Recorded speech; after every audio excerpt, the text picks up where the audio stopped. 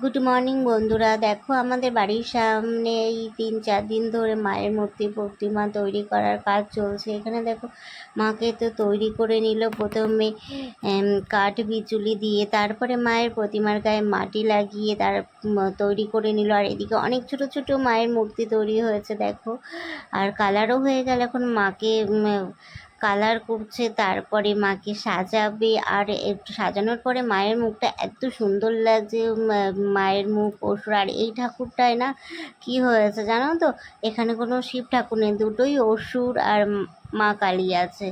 তো সবাই দেখো চলেও আসলো, মা কালী রেডি হয়ে গেল, 4 দিন ধরে রেডি হয়ে গেল। এখন মায়ের মূর্তি আর সবাই নিতে চলে এসছে। দেখো কত লোক আছে, সবাই জয় মা করছে। তোমরাও সবাই বলো জয় মা জয় মা। তো চলো সবাই পুজোটা ভালোভাবে কাটাও, আমরাও ভালোভাবে কাটাই। তো হ্যাপি দিওয়ালি, বাই বাই বন্ধুরা।